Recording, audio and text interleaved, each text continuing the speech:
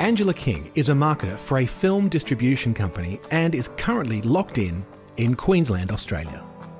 It's great to hear from Angela, who's positive, optimistic and upbeat, all while writing a novel about a psychopath. I'm Brett Farrell and this is The Lock-In. Hello? Angela? That is I. Hey, it's Brett. How are you? Hi, Brett. I'm good. How are you?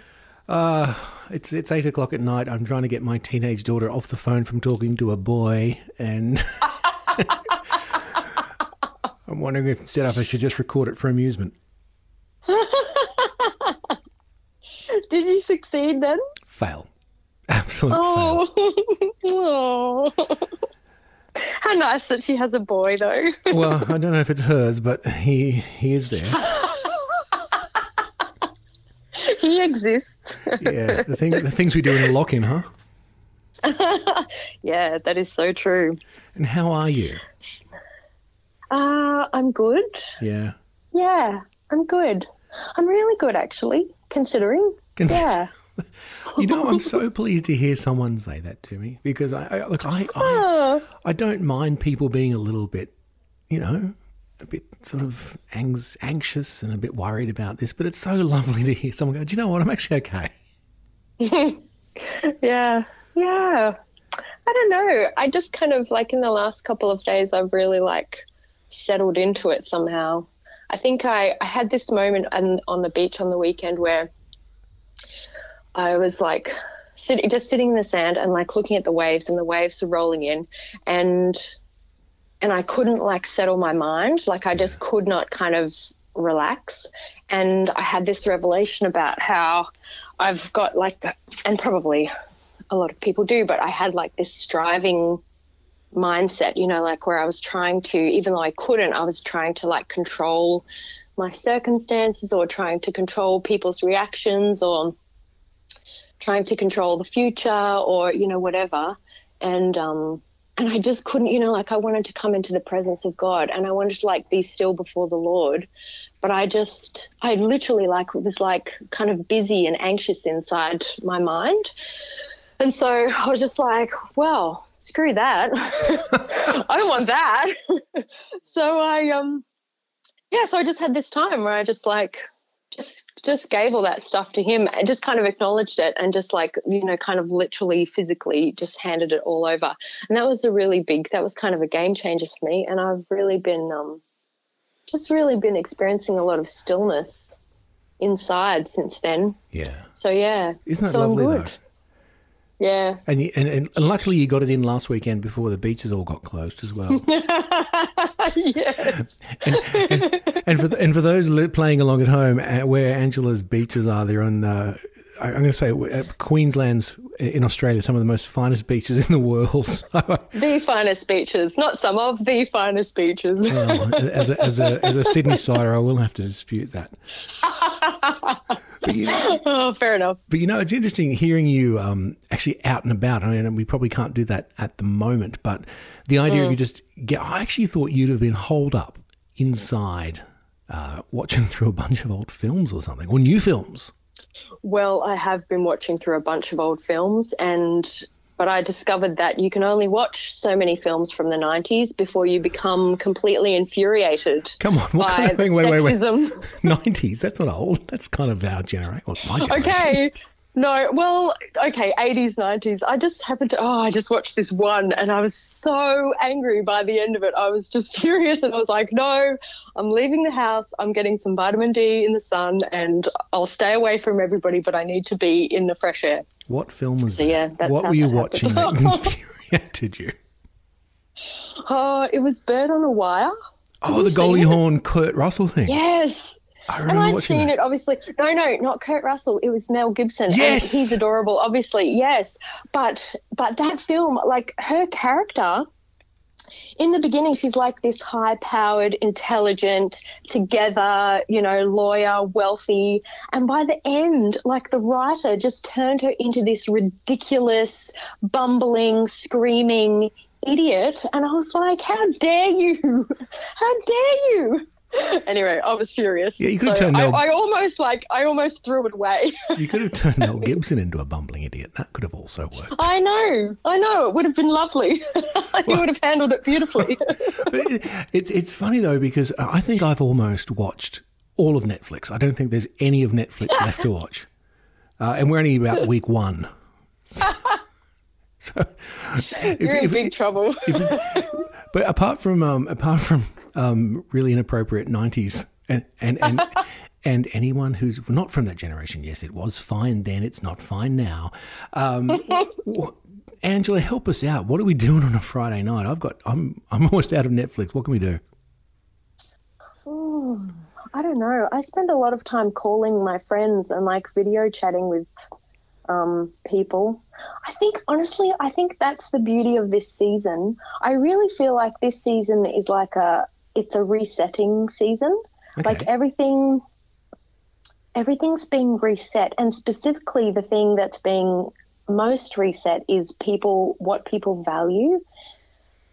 And I think you know how God just really values relationships. I think he's bringing us back into a place of valuing relationships, you know, because I think that's really like the most that we have right now. We don't have, well, a lot of us don't have as many distractions as we did before, and we don't have the ability to go out, and some of us don't have the ability to work, and, you know, all of these things that kind of took our eyes, you know, beforehand, or took our hearts. Now we're kind of being brought back to a place of, I don't know, just resting, like learning to value rest and being still, and learning to value the relationships that we have.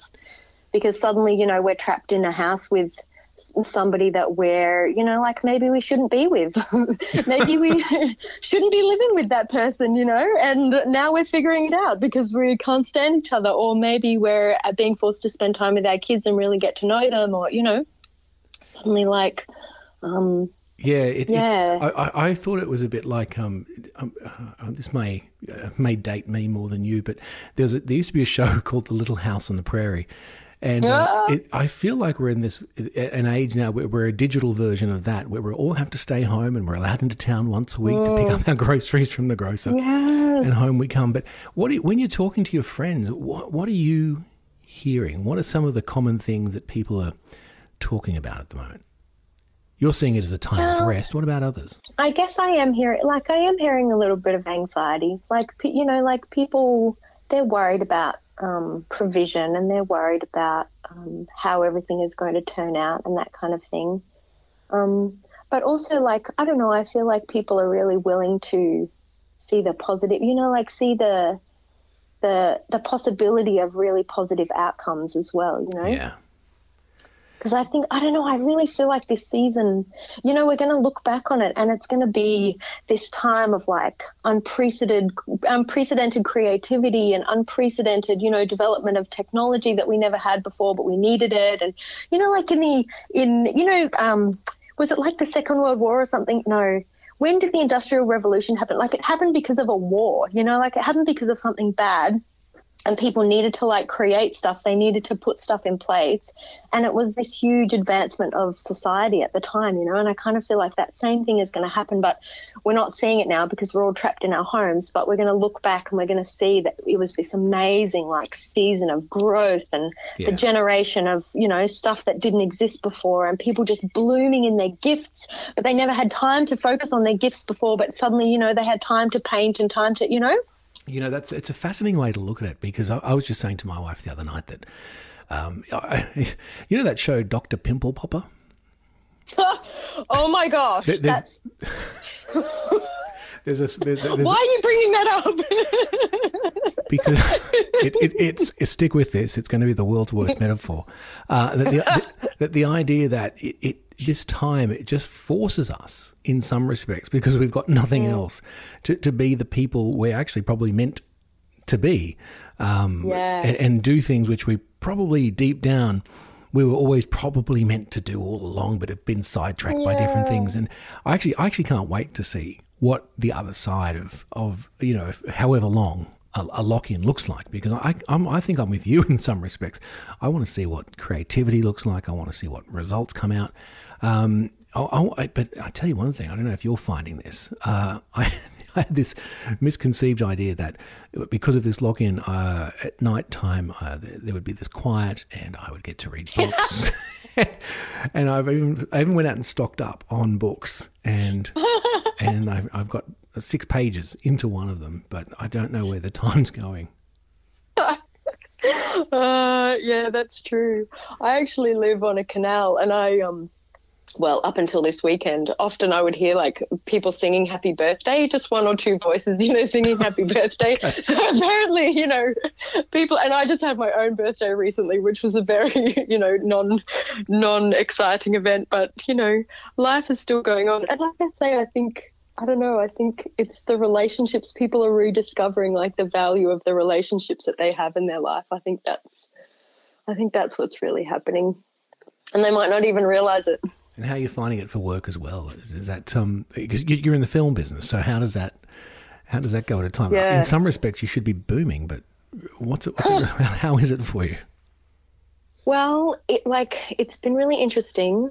The company that I work for, like our plan for this year had been to do a film festival, and that was going to happen in cinemas. And so then when the cinemas looked like they were going to close, we kind of turned into this huge scramble to change everything. And we have, and now it's all online, and that's awesome.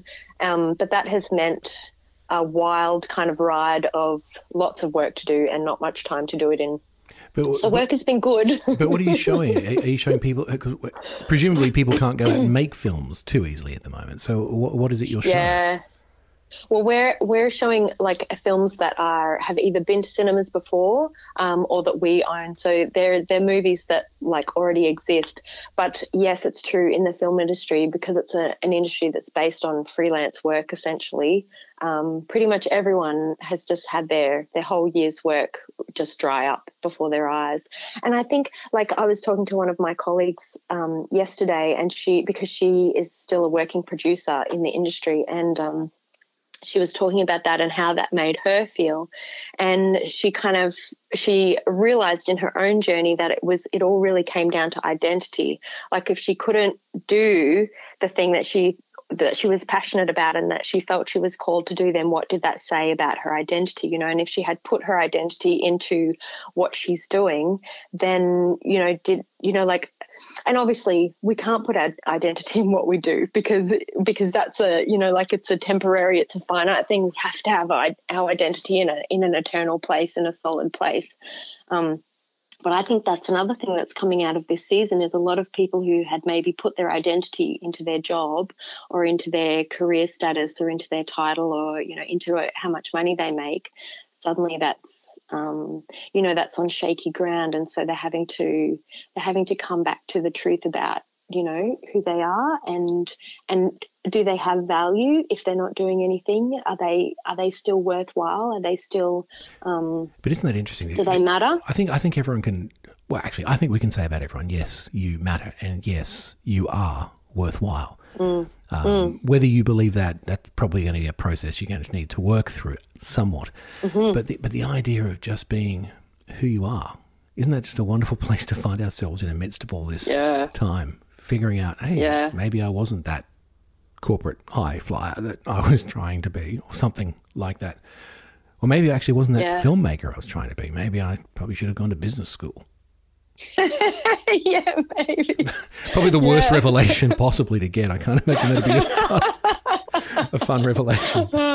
Yeah.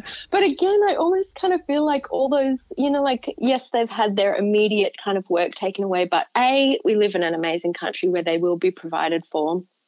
And B, again, it's space to create. I really believe that the stories that are going to come out of people during this time are going to be way better and way more creative and way more beautiful than they would have been, if we hadn't been going through this. But what does a win look like for you there? What would some of that creativity look like? What would you hope to see? I think I would hope to see, well, particularly in films, I would hope to see stories that that reflect the truth about, that truth that I was talking about before about what is valuable, you know, this is something that I've been meditating on, so it's not coming out of nothing.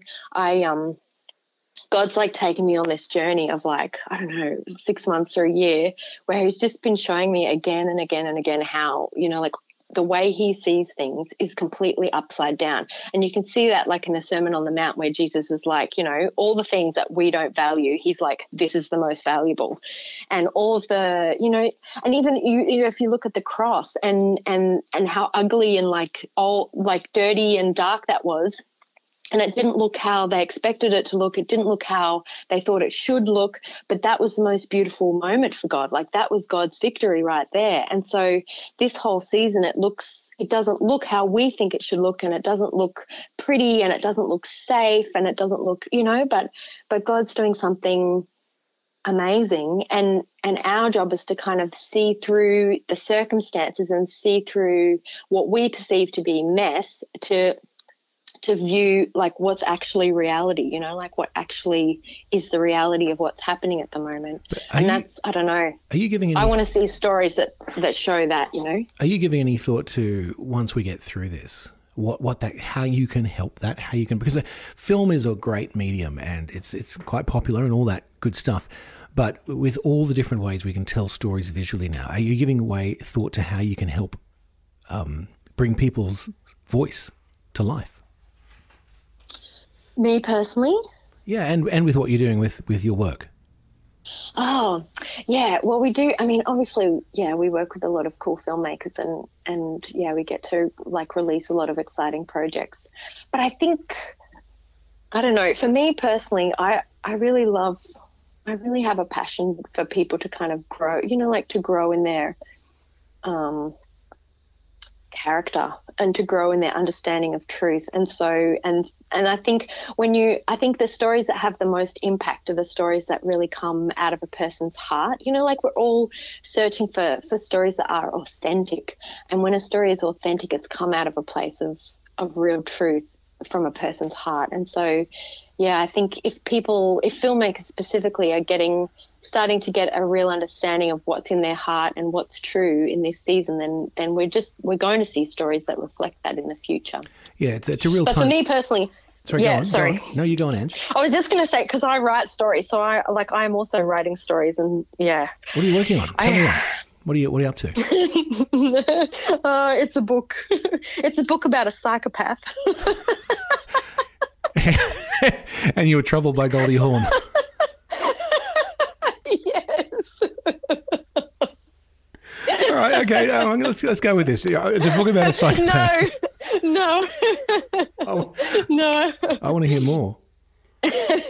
No, I don't know. It's not ever a story that I kind of saw myself writing, but it came out of nowhere. I'd always wanted to write a book, and then about 5 years ago, I was driving home from my job at the time, which was I was working as like a kind of like the coordinator of a soup kitchen for the homeless. Yeah.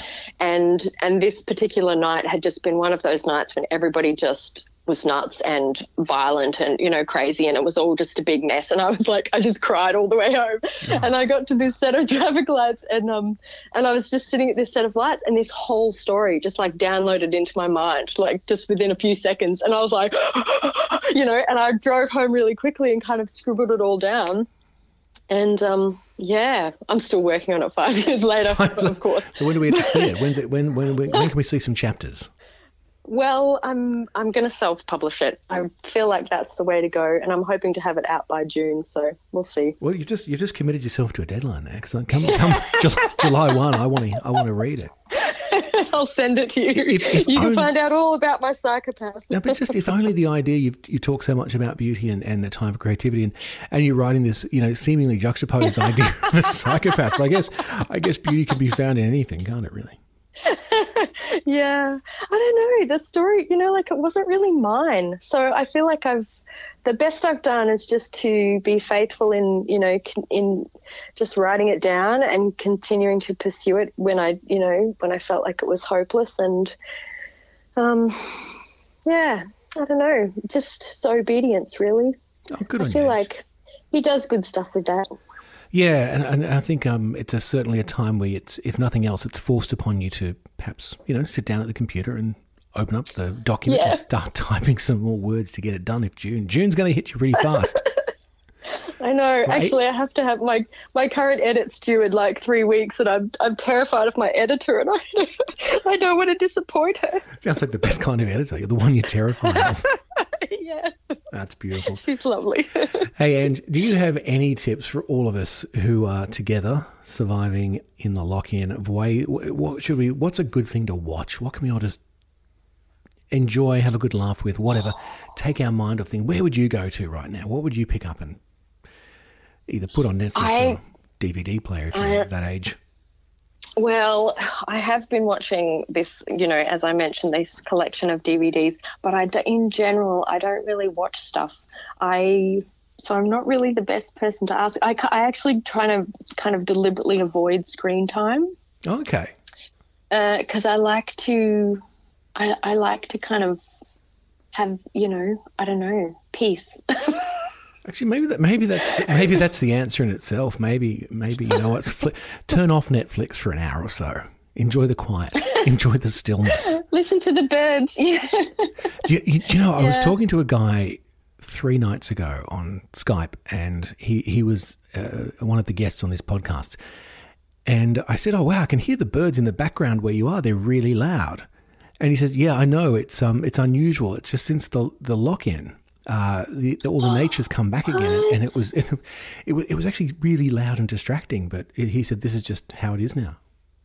Wow, that's amazing! And all the pollution that's reducing, and the oceans that are getting cleaner, and it's like the earth is regenerating as well. Everything's being reset, and it's good. It is. I love it. I know. I'm a big fan of it as well. But Angela, thank you so much for sharing your joy and your happy heart here with all of us in the lock-in. That's my pleasure. I'm Brett Farrell, and this is The Lock-In.